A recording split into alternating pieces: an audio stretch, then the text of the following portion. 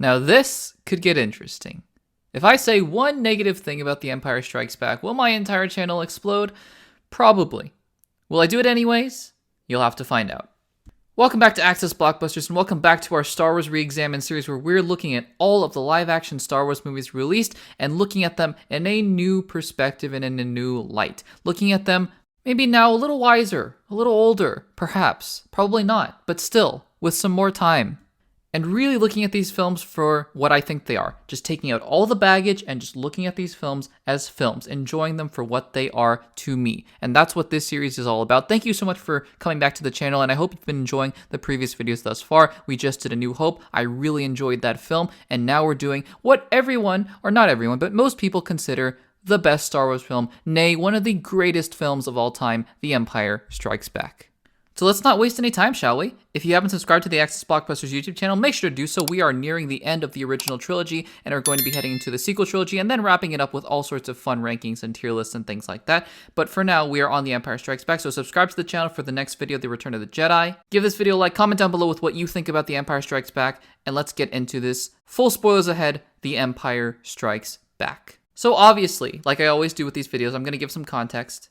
And obviously, The Empire Strikes Back, considered one of the best films ever made. It is iconic. It is considered the crown jewel of Star Wars, and it had always been one of my favorite Star Wars films of all time. However, it's one of those films where I always had remembered watching it and remembered really loving it, but I wasn't really sure why. In fact, all the original trilogy films were kind of like that to me. I remembered really liking all of them, but I just didn't really quite remember why. And again, that had a lot to do with me having not watched the films in a long time. So I was really excited to revisit The Empire Strikes Back. Now, you guys know, I will be completely honest, right?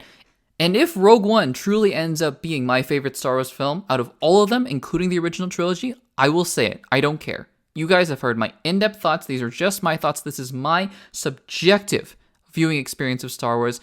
And if Rogue One ends up being my favorite, it will be my favorite. Heck, if Attack of the Clones ended up being my favorite Star Wars film, it would be there. I would say it. It's not. Have you seen my review of Attack of the Clones? It's not. But if Attack of the Clones did end up being my favorite out of all of these films, I would have said it on the channel. No shame at all. So I'm going to talk about this film as sincerely as I can. This was my viewing experience of The Empire Strikes Back.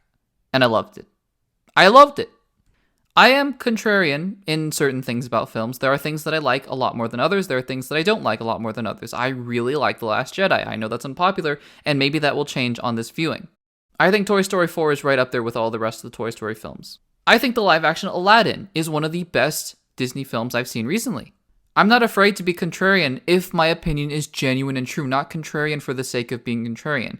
But in this case, my opinion does fall in line with a lot of what other people have been saying. The Empire Strikes Back is a great film. I really, really enjoyed watching this movie. So let's get started with the story and breaking it down and giving my thoughts on the certain scenes that have really, without hyperbole, defined cinema over the last 40-some years. So The Empire Strikes Back starts out, and we are on Hoth. And I mean, it's really exciting to see Star Wars just explore and venture off into new planets. That's really what's exciting about Star Wars and its settings, is that there are these vast array of planets and locations in the Star Wars galaxy, much like how the Clone Wars really was able to explore all of that kind of stuff with the different planets and different locations across the galaxy. And so Hoth is a really fun location to explore. It's fun just to see the rebels in a different environment for sure.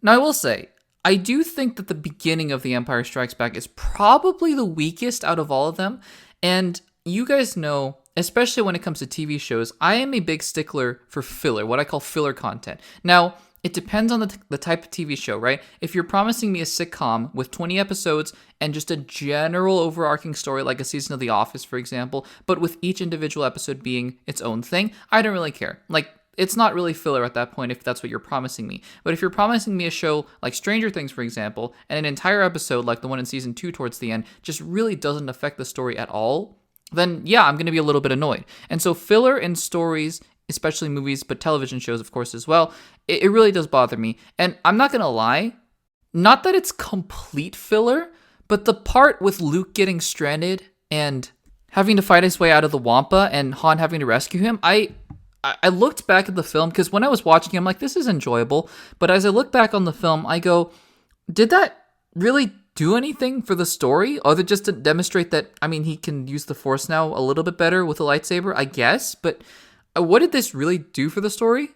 which again is a minor nitpick, because what you get to see during that time is the character relationships have really blossomed and established themselves. You see the sort of tension dynamic between Han and Leia, which is really fun. C-3PO playing the comic relief to a good extent, I think. Like, out of all the films, I think that The Empire Strikes Back has C-3PO in an appropriate role, I think. And Luke Skywalker coming into his own as a Jedi. I think that Mark Hamill's acting is still a little bit too 80s, a little bit too cheesy for my liking, that in a vacuum, if I had seen The Empire Strikes Back, and I don't know if it had been redone in the 2020s just completely, Mark Hamill's acting is probably one of those things where I would have gone, yeah, maybe we can tone that down a little bit. But still, the rest of the cast, they're really developing these bonds with each other. Now, I don't know if George Lucas had thought about Luke and Leia being sisters up until this point, because that kiss is really awkward. Even knowing that it's really Leia just trying to get at Han. But yeah, that's a little awkward. Like, really awkward. And then you get the scene where the Rebel Alliance is fighting against the Empire on Hoth, and this stuff is, this is when the film really picks up for me. Like, the beginning part with Luke being rescued from the Wampa, fine, whatever, but this is when the film really picks up. The Empire, you got the AT-ATs. I call them AT-ATs. You can come at me. I don't care. I don't even know what the appropriate pronunciation is anymore. It's changed so many times since I was a kid, so I don't know. But you have the tow cables and you have all this stuff. And I will admit that while I said I had some complaints about the visual effects with the flying sequences in the first movie, A New Hope, they are a lot better in this movie. Like, when those speeders, those Hoth speeders, are flying over the snowscape, it really does look quite beautiful still, even in the 21st century, I will have to admit. And then eventually the characters go their own separate ways because Darth Vader appears in the scene. Now, Luke Skywalker is heading off to Dagobah to find Yoda, which is a great subplot, of course. And then obviously Han, Leia, Chewie, C-3PO, and R2-D2 are flying, basically just escaping the Empire the entire movie. And that's really what the story is for them. So let's go through each subplot on its own, and then we'll come back to each one of them as they meet up on Cloud City. So first, Han, Leia, Chewie, 3PO, and R2-D2 are basically escaping the Empire, and Darth Vader comes onto the scene. He is menacing as always, and the Imperial March is introduced in the 5th episode of Star Wars, The Empire Strikes Back. It is just so hard to imagine Star Wars without the Empire Strikes Back, without the Imperial March, and you only really have to for one movie with A New Hope, but whenever Darth Vader appears on the scene, it's the Imperial March. It is so iconic, and it's such a great piece of music to introduce Darth Vader every time he comes on screen. I really wish they'd used it more in Obi-Wan Kenobi, because, man, it's just a beautiful piece of score and film. So well done, so well done. And I also want to say, before I move on too far, that this film really it does feel different than A New Hope. And I think a lot of that has to do with Irvin Kershner directing this, George Lucas having directed A New Hope, and then Irvin Kershner doing episode 5, and then a new director doing episode 6, that I think that this film feels more grounded somehow and more mature. There are a lot more darker elements and themes in this film that you're really able to see from the very beginning, and I appreciate that a lot. So yeah, we basically have this scene where the Millennium Falcon is fleeing the Empire. It's great visual effects. Obviously, the scene in the asteroid field is, I don't know, it's just some of the best Star Wars chase, I guess. You do get a lot of chase sequences in Star Wars now that I'm thinking about it, and this is obviously one of the best ones because the tension is there, the music is there, you feel this real sense of danger for the Millennium Falcon, and the fact that it's being destroyed all the time in this film, it's being damaged, and they have to stop constantly to get it repaired, which is I think a really great device, of course, that's being used there to really get the characters to feel like they're in actual danger. And the asteroid field sequence, it ends with obviously that monster thing coming out of that crater and the Millennium Falcon escaping, but not for long because we get the introduction of Boba Fett and the bounty hunters going after the Millennium Falcon. And you guys know, the Book of Boba Fett aside, Boba Fett used to be one of my favorite characters because of just the way that he conducted himself, I guess, and also the armor, obviously.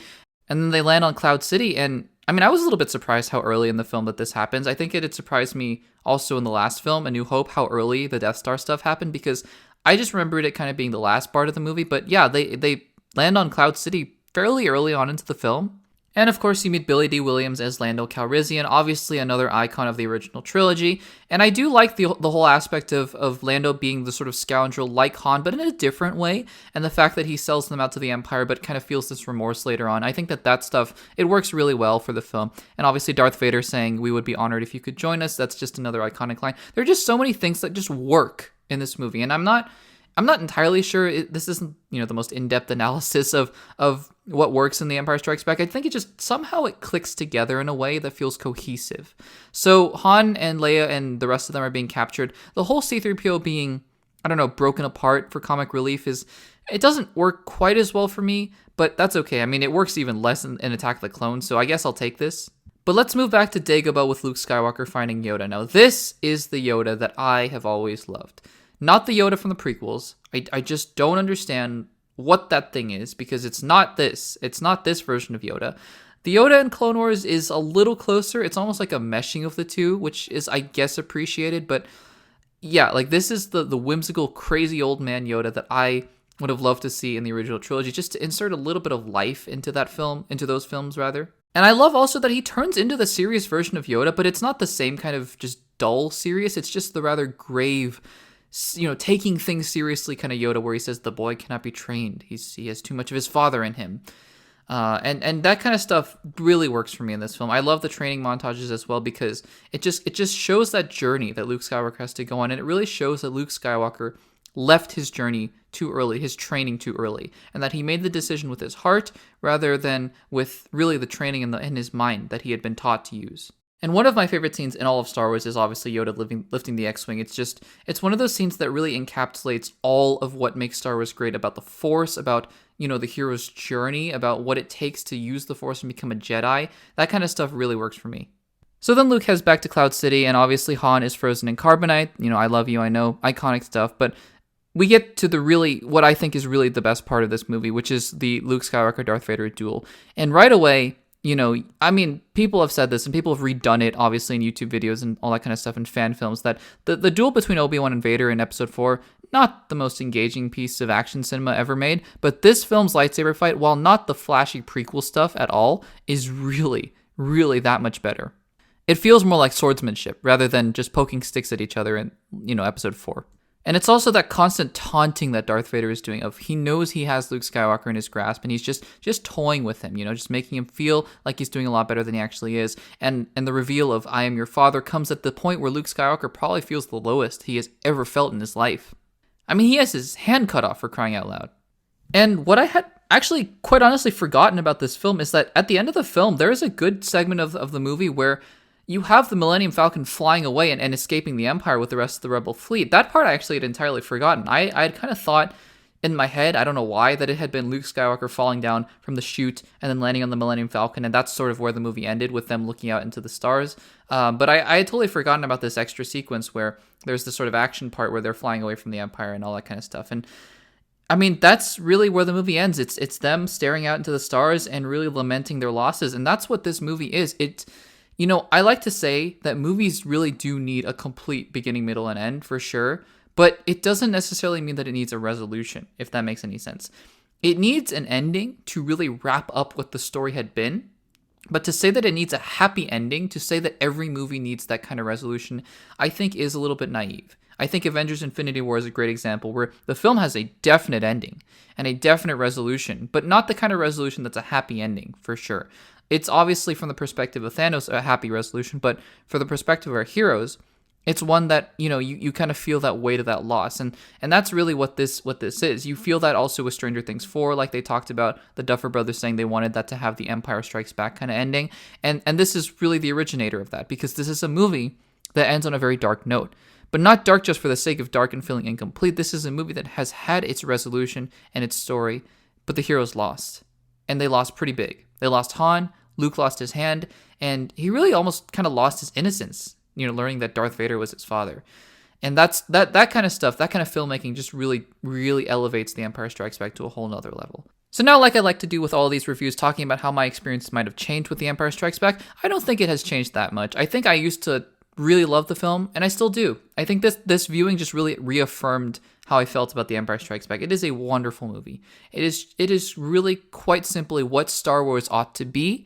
It is that kind of darkness yet lightness, that balance between the two, no pun intended, that really makes Star Wars that much more appealing. And I love it for that. I love The Empire Strikes Back for that. I think it's just quite an accomplishment of cinema to have this film come out in 1980 and do what it did. The twists, the turns, but also the themes and the elements and the action and the story behind it is just quite inspiring, honestly, to see here in the 21st century, in the 2020s as well. So those are my thoughts on The Empire Strikes Back, one of the greatest Star Wars films of all time, and one that I happen to agree is one of the best Star Wars films ever made. What do you guys think of The Empire Strikes Back? Do you think it's your favorite of all the live-action Star Wars films? Let me know in the comments down below. Next time will be Return of the Jedi, and Return of the Jedi is one that I'm pretty curious about because it's one that either people really love or say it's the weakest of the original trilogy, and I'm very curious to see what I think about that film next time I see it. So let me know in the comments down below what you think about The Empire Strikes Back, what you think about this series. Give this video a like, subscribe to the channel, and I will see you guys in the next one.